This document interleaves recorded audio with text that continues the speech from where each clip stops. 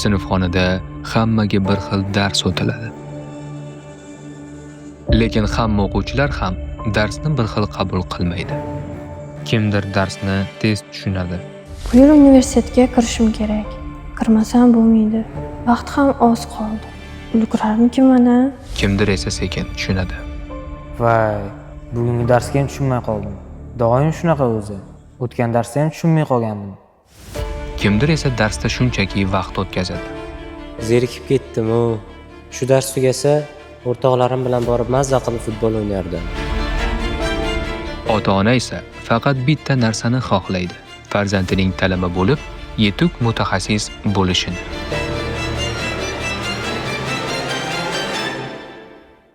Yuqoridagi holatni kuzatdingiz. Bitta tizim hamma uchun. Bu to'g'rimi? Bizning fikrimizcha yo'q. 2020-yil butun dunyo to'xtab qolgandek edi. Karantin, noaniqlik, savollar ko'p, javoblar esa kam. Ammo aynan shu paytda kimyo fanini shunchaki o'qitish emas, uni zamonaviy, tushunarli va haqiqiy ilm sifatida yetkazishni istagan bir ustoz bor edi. U savol berdi: nega kimyo fanini boshqacha o'rgatmaslik kerak? Va izlanish boshlandi. Izlanishlar natijasida kimyogarlarni birlashtiruvchi loyiha paydo bo'ldi. International Chemistry Campus, ICC Kimyo. Bu loyiha oddiy g'oya bo'lib qolmadi.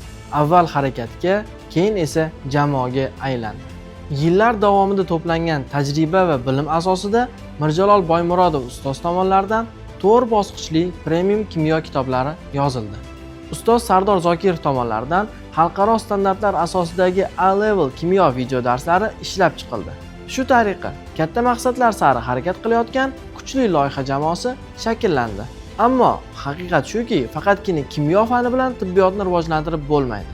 Tibbiyotning poydevori hisoblangan biologiya fanisiz bu yo'l to'liq bo'la olmas edi. Shunda loyihaga o'z ishining ustasi, minglab o'quvchilarning sevimli ustozi Qurbonali Erkayev qo'shildi va loyiha yangi bosqichga ko'tarildi. Endi bu faqatgina kimyo fanini o'qitish emas edi. Bu kelajak shifokorlarni tayyorlash yo'li edi. Shu tariqa loyihaga yangi nom berildi: Kelajak mediklari. Shuncha yillik bilim, tajriba va metodikalarni bitta joyga jamlaydigan platformaga ehtiyoj tug'ildi. Tinimsiz mehnat va dasturchilar bilan samarali hamkorlik va aniq maqsadlar natijasida Kelajak mediklari platformasi ishga tushdi.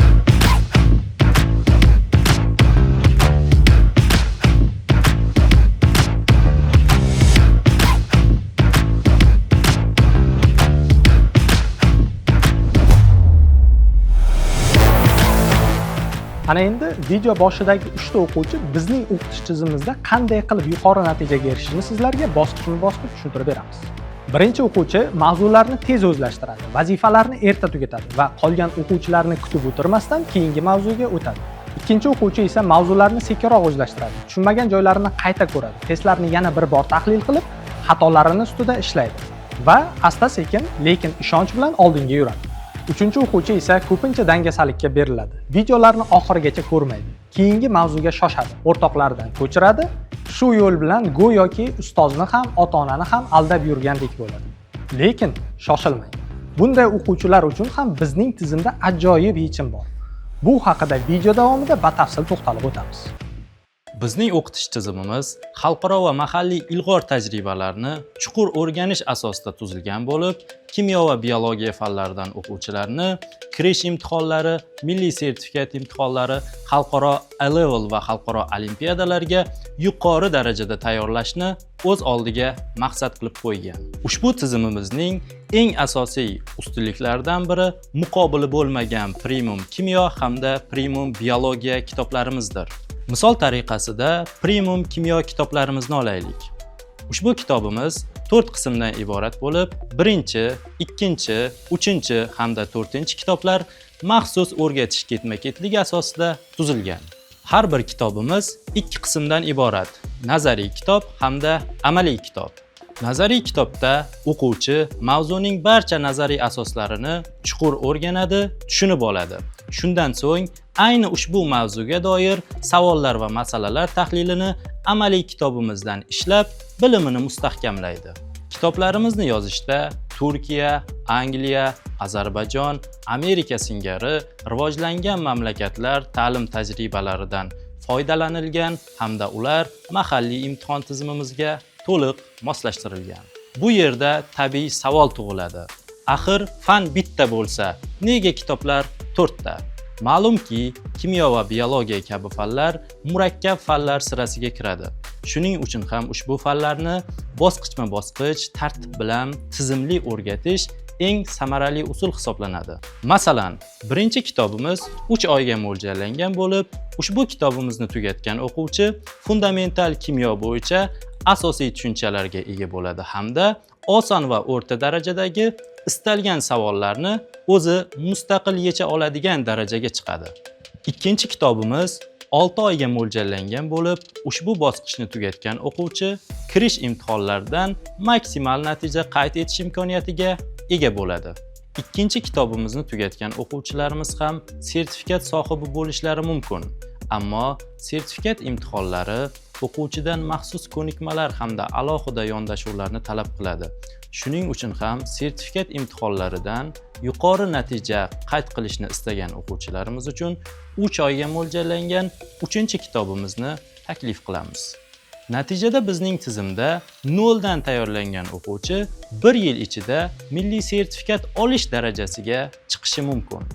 Olimpiada va yuqori darajadagi musobaqalarga qiziquvchi o'quvchilarimiz uchun 4-kitobimiz mo'ljallangan. Ushbu bosqich orqali o'quvchilarimiz xalqaro darajadagi imtihonlar hamda xalqaro olimpiadalarga tayyorgarlik ko'rishlari mumkin. Biologiya fanidan ham aynan shu tizim asosida mukammal darsliklarimiz ishlab chiqilgan bo'lib, bunda har bir mavzular o'quvchiga tushunarli bo'lishi uchun rasmlar, sxemalar, grafiklar yordamida ifodalangan. Bundan tashqari, bizning tizimimizning yana bir takrorlanmas sifatlaridan biri biz har darsda, qaytaraman, har darsda o'quvchidan imtihon olamiz va har bir imtihonning savollari alohida metodika asosida tuzilgan.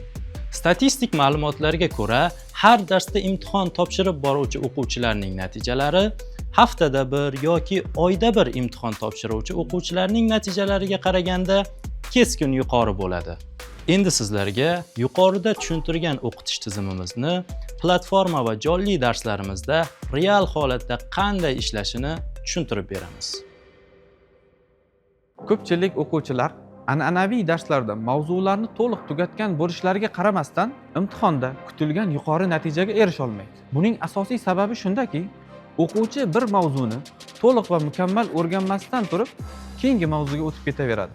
Ayniqsa kimyo va biologiya fanlarida mavzular bir-biriga chambarchas bog'langan. Bir mavzu tushunilmasa, keyingi mavzuni tushunish yana ham qiyinlashib boraveradi. Bunday o'qitish tizimida bir yilda ko'zlangan yuqori natijalarga erishish juda mushkul bo'ladi. Bizning o'qitish tizimimiz aynan shu muammoni hal qilish uchun ishlab chiqilgan. Bizda darslar qanday o'tiladi? O'quvchi har bir mavzuni 6 ta bosqichda o'zlashtiradi. Birinchi bosqichda platformamizdan nazariy video darsliklarni ko'radi.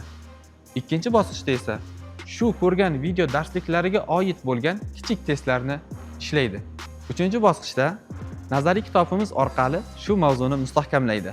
To'rtinchi bosqichda mana shu mavzuga oid bo'lgan masalalarning yechimlarini amaliy darslarimizda o'rganadi. Beshinchi bosqichda mana shu mavzuga oid bo'lgan test va masalalarni amaliy kitoblarimizda mustaqil ishlaydi. Oltinchi yakuniy bosqichda esa bajargan test va masalalarni platformamiz orqali tekshiradi va xatolarini tuzatadi. Shundan keyingina o'quvchi jonli onlayn darslarimizga kiradi. Jonli darsda nima bo'ladi? Avvalo o'quvchi belgilangan vaqt davomida sinov testini bajaradi. Shu orqali biz o'quvchining mavzuni qanday o'zlashtirganligini aniqlab olamiz. Undan keyin ustozlarimiz har bir o'quvchi bilan individual savol-javob qiladi. Biz bu orqali o'quvchi mavzuni qanday tushungan yoki tushunmaganligini bilib olamiz. Bizning tizimimizning eng muhim jihati shundaki, hech bir o'quvchi e'tibordan chetda qolmaydi. Aynan shu ustunligimiz video boshidagi 3-o'quvchini ham chetda qoldirmasligimizga sabab bo'ladi. Bunday o'quvchilar har bir darsda imtihon shaklida savol-javob va test bo'lishini bilgandan keyin vazifalarni to'liq mas'uliyat bilan bajaradi. Biz o'quvchi mavzuni to'liq o'zlashtirmaguncha shunchaki keyingi darsga o'tkaza olmaymiz. Shu tarzda darslarni mozaika donalari deb qarasak, darslar to'liq tugagach, bunday donachalar yig'ilib o'quvchining butun natijasini hosil qiladi. Bunday o'quvchi istalgan milliy sertifikat imtihonidan A+ daraja yoki oliy ta'lim muassasalariga kirish imtihonidan 100% lik natijaga erishishi mumkin. Bunday individual yondashuv ustozlarimizdan ko'p kuch va e'tibor talab qilsa-da, biz eng yuqori sifatdagi ta'lim tizimini sizlarga taqdim etishga qaror qildik. Video ostidagi havola orqali sinov darslarimizga qo'shilib, buni o'zingiz guvohi bo'lishingiz mumkin. Bizning maqsadimiz kichik emas. Biz O'zbekiston tibbiyoti va farmatsevtikasini rivojlantirishni xohlaymiz. Buning uchun qilinishi kerak bo'lgan ishlardan biri kimyo va biologiya fanlarini maktab yoshidan boshlab to'g'ri va tizimli ravishda o'qitishdir. Biz bu tizimni bitta maktabda yoki bitta o'quv markazida emas, balki respublika bo'ylab keng ommaga yetkazmoqchimiz. Hozirda bizning tizimdan 2000 ga yaqin hamkor ustozlarimiz foydalanib kelishmoqda.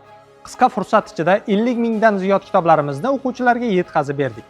Va bu ishlar shu bilan tugamaydi. Keyingi qadamimiz bu ta'lim tizimini xalqaro darajaga olib chiqish. O'zbekistonni istalgan hududida kimyo va biologiya fanlarini o'rganishning eng oson usullaridan biri shubhasiz kelajak mediklar.